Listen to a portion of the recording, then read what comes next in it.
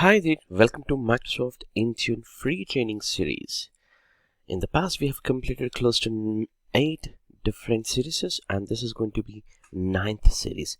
As I promised, I'm going to cover the entire Microsoft Intune training for free, and this is the series number 9, so you can expect more and more. And within this series we will be covering configuration profiles with a practical demo on Bitlocker Configuration from administration point of view as well as from end user point of view. So this is the agenda of this entire lecture, and let's begin. I request, in case if you have not yet subscribed to my channel, please do subscribe and comment and share. Finally, collaborate with me in case if you have any doubts. Happy to help you out. So in the previous 8 lectures we discussed about how to learn. The easiest way to learn would be always go by platform. So we are going to follow the same method here by platform called Windows. Within this Windows we are going to discuss about the configuration profiles. Let's see, if you have followed the previous lectures, you might have know by this time as this statement. In case if you want to automate anything on your devices, this is where you're gonna work. Like configuration profiles will help you to automate the required configuration on those devices. That's where we're going to use the configuration profiles. Let's say I want to use some kind of group policies. I would definitely create a new policy from here, and I would select Windows 10 or later, including Windows 11. This is the setting, and you're going to choose the settings catalog. This is where it's going to show all the group policies which are coming up from your ADMX template. And under templates you also have the group policies, which is administrative templates. Also you have other custom settings. This is where you're gonna choose based on the category. For example, the category could be endpoint protection or maybe defender or certificate specific. So in our case we're gonna work with Bitlocker configuration. Bitlocker can be configured in 2 ways. One would be the configuration profile, other one would be the endpoint security and followed by disk encryption method. So we're going to try both the ends, and I'm going to show you that configuration to you. So let's try to create a base configuration for our Bitlocker. Select the platform as Windows 10 or later, and under templates you have a different options here. Out of this category you can choose. Now we're going to work with the endpoint protection, which should come with the endpoint configuration including the Bitlocker settings. So let me enable here a configuration called Bitlocker settings and then click on next, and you have an option here for encryption. Within this encryption you're gonna choose some of the configurations which are required for encrypting your device hard disk, so which includes your operating system and your C drive or D drive or any additional connected, for example, not just the fixed devices, also the removable devices. Let's say you connected your USB drive, that also if you would like to encrypt, you can encrypt it by configuring here the policies. You can refer to the Microsoft documentation with respect to the Bitlocker and what kind of encryption you should be using, or what kind of settings you should be using, so that it helps in a better understanding with respect to the Bitlocker configuration. Basically the Bitlocker is used to encrypt your data, so that another way we called to protect data at rest. So I use a word called data to protect at rest, meaning rest is the end side of the device. On that device, in case if the device is lost, also the data will be protected because the entire disk is in encrypted format, and nobody can be unencrypted unless they have some kind of keys to unencrypt that data. And that encryption data also can be stored. I mean, the recovery key, we call it as a recovery key, and that can be also stored into as your Active Directory or on your Active Directory. So it's an easiest way to configure the Bitlocker with Microsoft Intune. So let's begin to configure the required settings. So as we discussed, we can start about the encrypting devices required. This is a configuration, and also you can if you're warning for other disk encryptions, you can prompt as a block, so you don't need to get any kind of warnings during the disk encryption. And would you like to also enable the encryption should happen during the Azure AD. So in case if your devices are joining during the joining time to Azure AD, you can also encrypt automatically. So this is a very powerful. From the beginning of the time, your devices will be started encrypting the data. So in our case, we are going to try with this option. That's why I've selected that. And also it's recommended. And configure encrypt methods. This is where the encryption methods will be used. For example, for the operating system, there is a different mechanism called XTS and EAS CBC, and you can read more information on the encryption method. So this is a protocol that will be used to encrypt with a code. So in this case, I'm going to use the default things, but in case if you're talking about the removable device or fixed devices, there would be different category. So in our case, for example, if you look at removable devices, always goes to AES CBC category, and of course you can configure that also in case of it is supported. But in our case, I'm going to use the default configuration, and make sure that you tested these encryption methods and your organization standards to meet the encryption level. Now this is where we're going to configure respected to the operating system drive, because the operating system drive is a key that consists of your boot information, right? So the C drive, in this case the OS drive, would you like to protect it during the startup? Yes, that is needed additional authentication. And in case if the TPM chip, I forgot to tell you that this entire BitLocker would work on a trusted platform module, is the chip which comes as a security chip, which will be you need to enable on your BIOS, right? In case if you don't have this, BitLocker may not work, so you need to choose other options like encrypting options. But in our case, this is mandatory in any corporate company. The TPMs are mandatory. So I'm going to choose here in this case if there is no compatible TPM, which is minimum as 1.2 version TPM chip. In fact, I'm going to try on a 2.0, and 2.0 is needed even for your autopilot. So in case if you're trying to learn autopilot and you're trying to buy a device, just test that configuration. Make sure that you need to select the TPM 2.0 chipset machines. And the compatibility TPM setup, I would like to say that it is required, so that the encryption will be binding with the TPM module. And other configurations, I would say do not allow, so that it's not going to allow me other configurations, compatibility TPM setup options. And I'm also not configuring any kind of an additional pin, so where in case if you configure, the user have to enter that pin in addition to Azure AAD stored BitLocker key. But in my case, I'm not configuring. That's again an additional layer where you need to enter that pin, and the pin will validate with against the TPM and the encryption, and then it will allow the operating systems to boot and make it available for end user configuration. So that's how it will be used, TPM. You can read more about these configurations in BitLocker implementation guide. All these configurations will be explained. It's not just the Intune configuration. You need to know more about that specific module specific information. Let's say if this is the configuration for BitLocker specific documentation, you should have already checked it, so that you can easily configure whatever you're looking for it. And now OS drive recovery, I'm going to configure OS recovery drive, and I'm going to configure here default settings with the 256-bit recovery key, and I don't want to allow even the BitLocker at the startup, and save the BitLocker information in Azure Active Directory, meaning the key information will be stored into the Azure Active Directory, and followed by BitLocker recovery key information. There's our default configuration which I wanted to choose.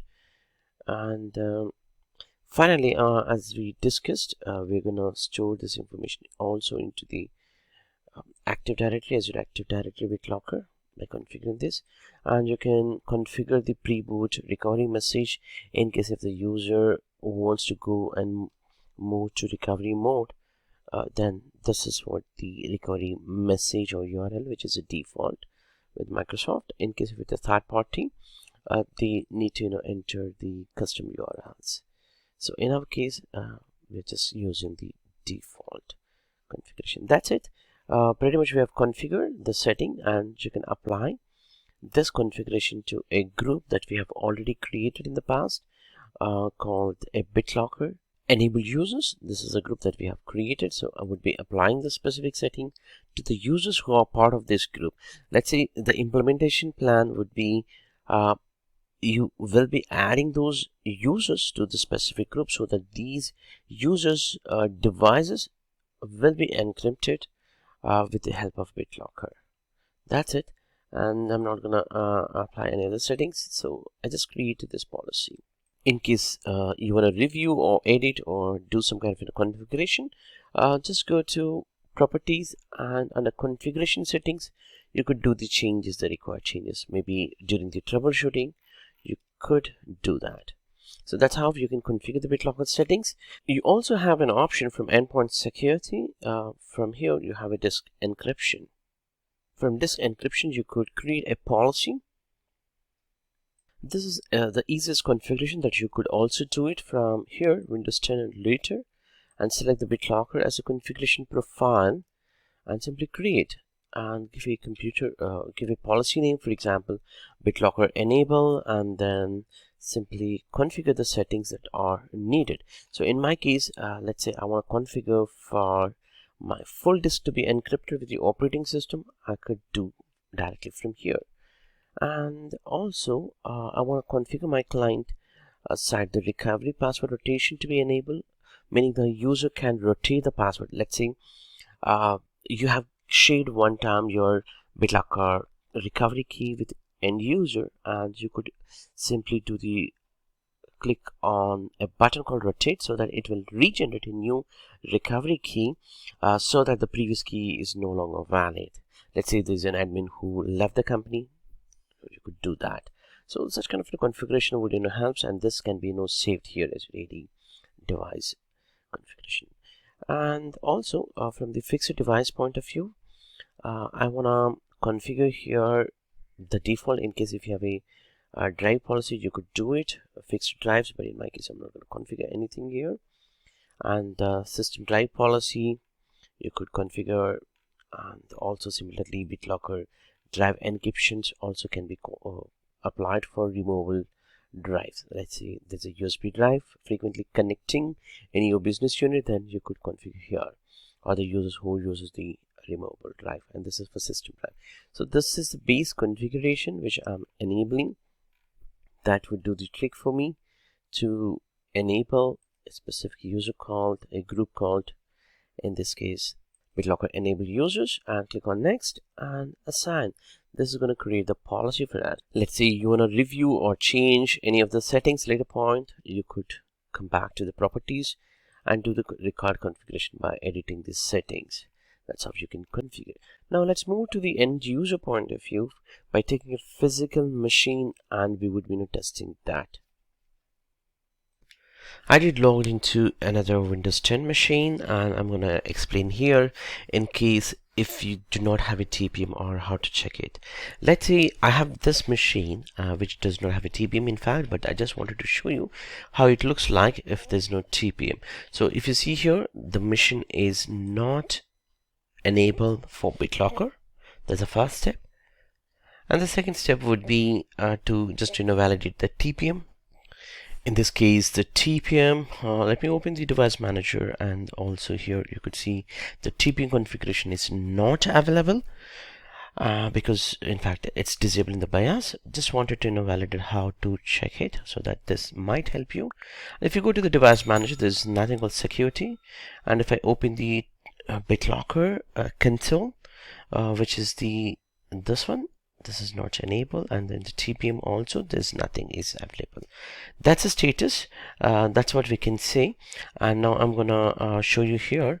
The next steps would be, I'm going to restart this machine, and from a BIOS, I'll just enter into the BIOS. I cannot record that, but just go to the BIOS, and from a security, you might have something called a TPM, and that needs to be enabled.